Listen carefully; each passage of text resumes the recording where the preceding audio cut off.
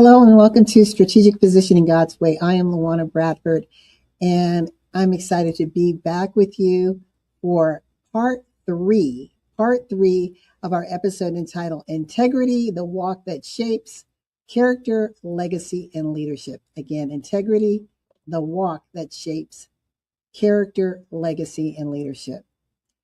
And if you're just joining us for the first time, before we jump into what we're going to be talking about today, which is integrity in the world, I want to just quickly go over some things that we discussed in the past two episodes. Catch you up. So the first thing is when we're talking about integrity, to define it, it means in the simplistics of terms, doing things in public as you would in private. There's not a duality there. There's not a double-mindedness. You are who you are consistently. And it's being the same in public and in private. And it gives us alignment between what we believe, what we say, and what we do. So it's alignment between our belief, our words, and our action. That is what integrity is. And if you're finding sometimes that maybe you're skating on the edge of integrity, this three-part series was really about understanding what God's word says about integrity and how do we check ourselves. And that's through leaning into the Holy Spirit and allowing him to guide us and to prompt us that you might be walking on a side that you don't want to do. You might be walking in an incongruent way. And what I was surprised to find when I was preparing for this series is there are over 120 passages in the Bible that speak specifically to integrity. That's how important it is to God. So I think we want to lean in. And it's about that internal consistency, right? Not being swayed by what's happening outside of us, because there's a lot going on, but that internal consistency. We talked about that it's a pathway. It's not a moment. So I'm going to give you some of the scriptures that we discussed here. The first is it's being upright. The integrity of the upright guides them, but the unfaithful, as I mentioned, that double-mindedness, are destroyed by their duplicity. And this is Proverbs 11:3. Then we spoke about Proverbs 10:9. And it says, excuse the typo there, the one who walks in integrity walks securely, but whoever takes crooked paths will be found out. So though you may be thinking you're flying beneath the radar, no one sees you, I'm throwing the rock, hiding a hand. The word says that crooked path will be found out, right? What's done in the dark will come to the light. It will be found out. But when you are walking in integrity, you can walk in confidence and in security. And securely. And it's a reminder that integrity it's a pathway, right? It's not a moment in time. So again, it's that consistent showing up, that consistent behavior that people can nod and define you by how you are consistently showing up. The other thing here, it says, he who walks in integrity. And I thought this was just powerful. And I had never seen this before. Blessed are the children after him. Proverbs 27 says that when we walk in integrity, that is creating this ripple effect of blessings for the next generation, right? There's a reward in that for the next generation. So think about that when you think about your children and you're wondering what will happen to them. What am I leaving for them? We often think about, as I mentioned previously, that generational wealth, and we're thinking monetarily, but there is so much more. There's so much greater, including that can be left to our children. And spiritually, God is telling us that those who walk in integrity, let me back up. Here we go. Those who walk in integrity, blessed are his children after him. Right? So our children and children's children and so on and so on. Now, God really looks at integrity over image. And sometimes we are in the image factor. It's thrown at us in social media, television, print media. We see it everywhere. And it's all about the imaging. And AI allows us to create this illusion, right, that we want the world to buy. But though the world may be duped, right? By what we put out. God isn't. God tells us he will not be mocked. He sees the truth. He's looking at the truth of who we are. And this, when we're thinking about how we show up, God detests dishonest scales. For accurate weight, finds favor with him. Proverbs 11:1. So he doesn't like the dishonest scale. So again, think about the scales, right? And someone's buying something from you, right? And you're putting them on the scale. I'm giving you a visual here. But instead of moving your hands and allowing the scales to show you what the honest weight is, kind of put your finger on it just a little bit, right? To inflate the weight, thereby inflating the price that you're going to charge someone. So again, that's just an analogy of what God is saying here, that he detests those dishonest scales. But accurate weight is where favor finds us. So we're often saying, I want the favor of God. I want the blessings of God. And God is telling us again through 120 plus verses, a lot of that is built in how we show up every single day. It is built in a walk of integrity. The other thing is, which was so interesting, is, we know that God knew us before we were born, right? He formed us in our mother's womb. And this one here is really something that you sit in, because it says here, Psalms 51:6, yet you desired, speaking to God, yet you desired faithfulness even in the womb. You taught me wisdom in that secret place. So even as we were being formed, spiritually, there's still that alignment. There's that communication, right, with the divine, with God our Father. And even as we were being formed, there was expectations, right? The desire of faithfulness within us. And in that time, he taught us wisdom. So he impressed wisdom upon us. And that just goes back to, this was as we walked into part 2 of this series, is God desires integrity from the inside out, right? It's not an outside in job. It's from the inside out. So whatever is being demonstrated as you're walking and going about your life really is a mirrored reflection of what's going on in your heart. And when you are a person of integrity, there's a trust factor that comes with that.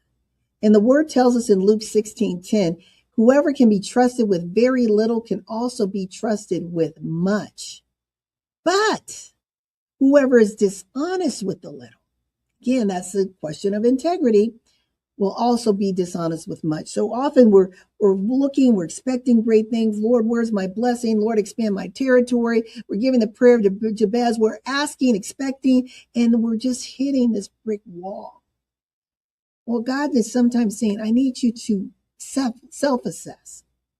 Because if I've given you this one piece over here, and you can't do your due diligence, you can't do what you're going to say you're going to do, you can't follow through, but yet you're expecting all of this stuff on the other side, you're operating in this dishonesty, right? You're not being this person of your word.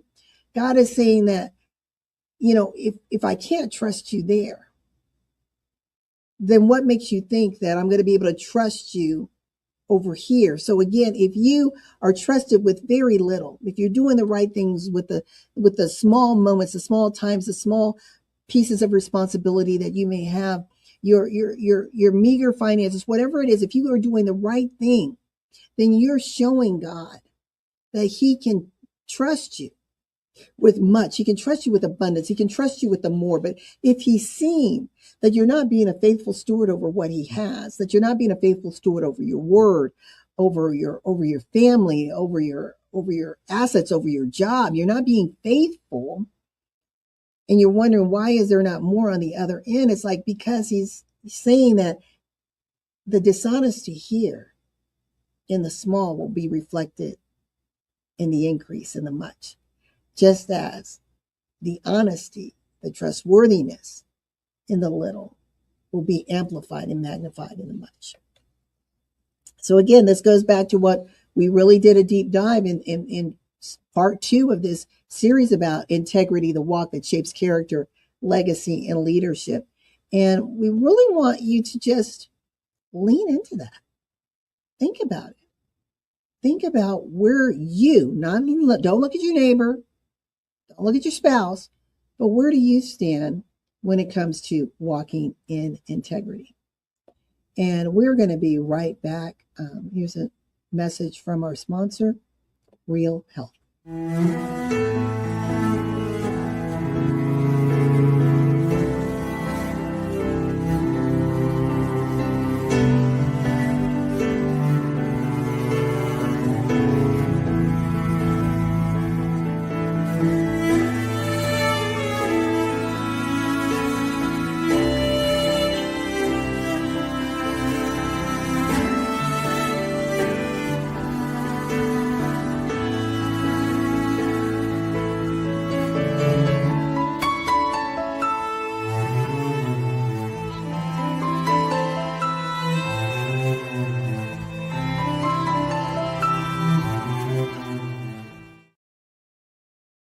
We are back and we are discussing integrity, the walk that shapes character, legacy, and leadership. You are joining me, LaWanna Bradford, on Women in Ministry TV for Strategic Positioning God's Way. And we've gone over all of part 1, most of part 2. We're finishing up with part 2 right now. And then I'll go into this final piece of integrity. Integrity is anchored in leadership. And God tells us that without that integrity, leadership can become very dangerous. It can be dangerous for those that are under that leadership. It can be dangerous for the community. It can be dangerous for the nation. And the scripture reference for this is Psalm 78:72. And David shepherded them, meaning he guided them, he protected them, he shielded them with integrity of the heart. Again, from that inner space, inside out job. And with skillful hands, he led them. So if I'm doing the right thing and then I'm showing up in leadership, I want to make sure that how I lead on the outside is how I'm leading on the inside. And that's so, so important.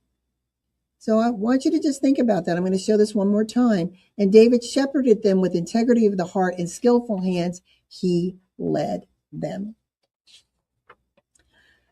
And now we're wrapping this up, and I want to just talk to you. I've given you numerous scriptures to reflect on and to study, and but I want to talk about leadership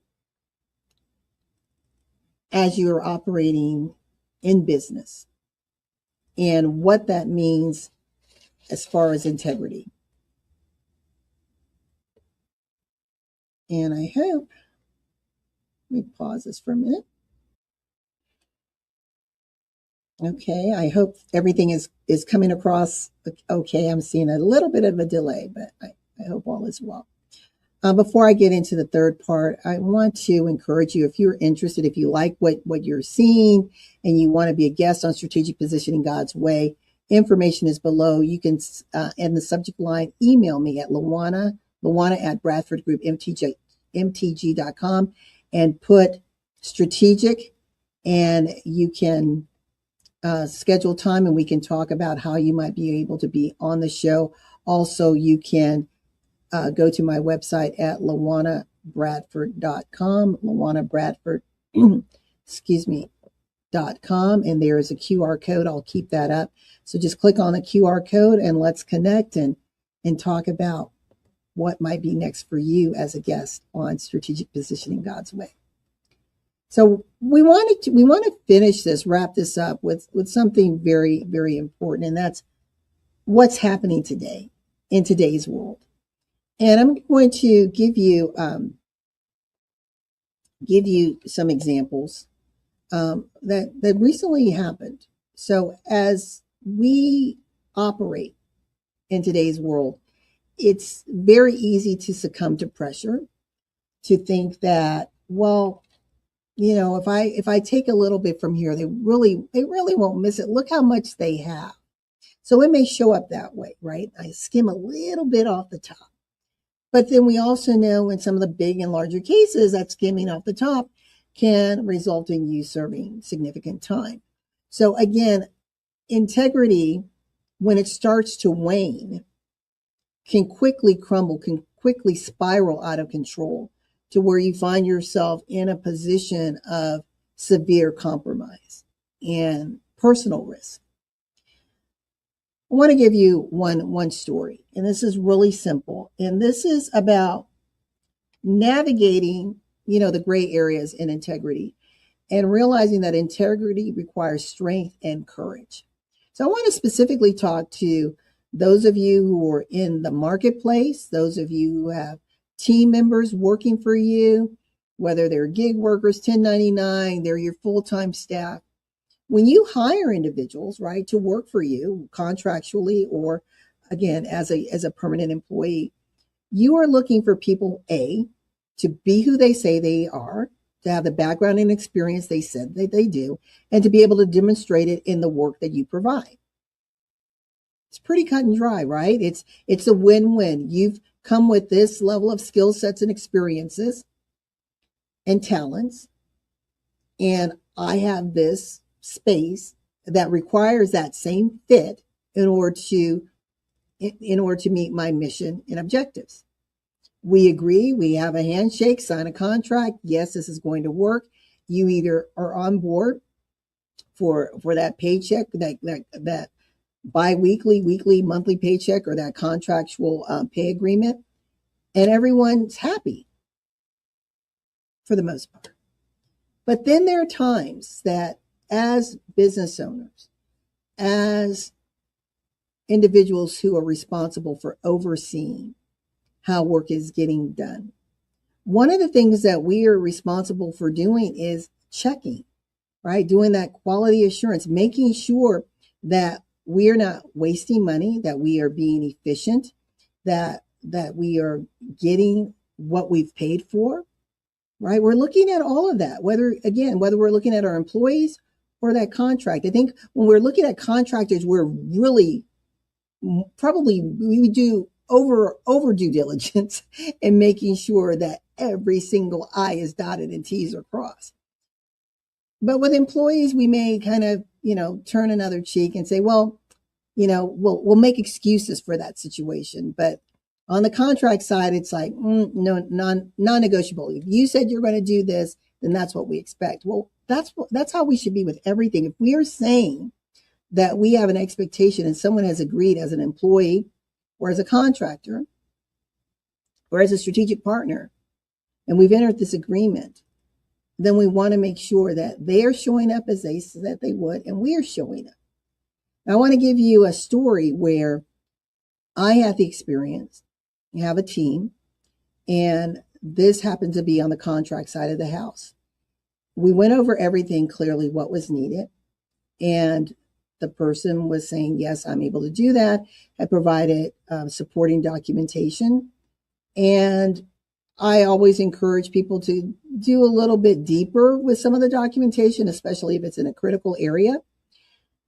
So this person comes on board, and the first couple weeks, things were going well. Week 3, there started to be a little question on some of the work. Week 4, I realized that there was some major errors that were presented literally at the 9th hour to where this individual couldn't do the rework. So we had to take that work and give it to someone else so we can get it done on time, right? In talking to this person, we're hearing, oh, well, I didn't understand. Okay, well, I can buy that maybe 1 or 2 times. But then it became a habit of either not understanding, or it almost appeared to be intentional in giving us things that were not quite what we wanted, to where it was taken off their plate. Because again, I said things were given at the 9th hour when they were due, and then they're incorrect. So we don't have that grace period to make adjustments with that particular individual. This pattern continued for another 2 weeks, to where we started having a conversation, and I'm pulling task off this individual's plate, giving them to someone else. So now creating kind of a burden, workload burden, because I'm giving what should be done over here to someone else. And I'm showing you how this person continued to dance around either what they knew, what they didn't know.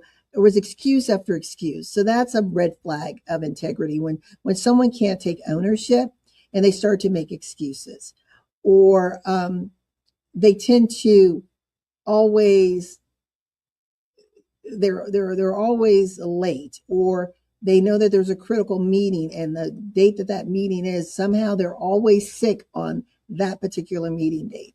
So it shows up in different ways. It shows up in timeliness. It shows up in the product that we provide. It shows up in the language that we say, in our excuses that we do. It shows up in how someone may throw another person under the bus. So you are actually, meaning that employee or that contractor, you're actually the one at fault, but you try to pass the buck. You point your finger of blame at someone else. I'm only here because this person didn't give me A, B, C, or D. So again, when you're looking at the different signs that are there glaring at you saying, hey, we may have an integrity issue, our role is to address it immediately and see if we can correct it. But again, remember I said integrity, the word tells us it's an inside. It's from the inside out. So I can't change the heart.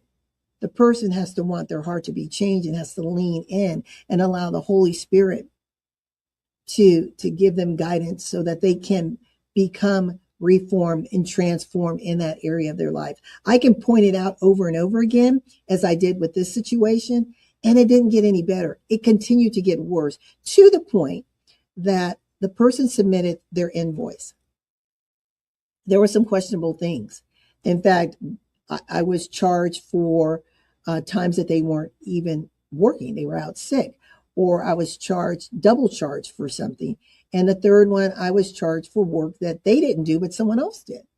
And I brought it to their attention and I said, what I need you to do in order for me to make sure that this contract is paid and settled, I need you to provide verification of these things. Well, what did they do? Instead of providing verification, they resigned. So a person of integrity, if they had truly done the right thing, if they had really done those things, perhaps it was a slip of the keys and you misentered something. I don't know. But again, if it had been a person of integrity, they would have taken the time to show and prove as a contractor, because the burden of proof is never on the hiring or the client. It is actually on the contractor to prove, yes, this is accurate, and this is showing you the work that I've done. But instead of providing me, I gave the person 48 hours. I said, in 48 hours, I just need to know, and I made it simple. I highlighted the areas of concern, and I said, and I just need you to go to these 3 areas, provide for me what I need, and then let's try to reconcile this. I said, because without this, I cannot release full payment. Well, the person, as I mentioned, they resigned, and it didn't end there. Then there came back this series of harassments, right, and demands. I want to get paid, and it went on and on and on and on. And again, I have no problem paying. Paying isn't the issue. It's like, just report honestly what you did so I can give you fair pay for fair work. So that's just an example. A person who's walking in integrity, yeah, you might have been caught doing something that you shouldn't have. So, right, but if you take ownership, it's like, okay, yes, that's right. I forgot. I was off that day. Let me correct that. Or, you're right. I remember you did take that off my plate and gave it to someone else. So I shouldn't count that time. But instead of doing that, they took a cowardly approach. And in today's world, it says integrity today requires courage, not just conviction, courage to show up and do the right thing consistently, not with duplicity. So that's just a little real world right now example of what's happening in my world. We could go on and on with so many examples of where integrity is questionable. Integrity is being tested. And I want you to ask yourself, where has integrity been tested in your life? If it's with you or someone around you, are there any small decisions that you are avoiding, right? Because integrity may be in question if you do. And then lastly, ask yourself, what kind of legacy is your integrity, is your walk building? So that is what we have for today. It has been a pleasure coming at you with this 3-part series on integrity. Again, there's my QR code if you're interested in learning more about me, LaWannaBradford.com, or if you want to find out how you can be a guest on Strategic Positioning God's Way, all you have to do is click on Book Now on the website, and we can have a conversation and see how you can bring value to our community here. Thank you again so much for joining us for Strategic Positioning God's Way. Be safe, be well, and we will see you next week. Strategic Positioning God's Way is all about positioning yourself financially in life and in business so that you can make a sustainable impact today, but also help to build legacy for tomorrow. You are built for wisdom and positioned for increase. Until next time, be safe, be well. Bye for now.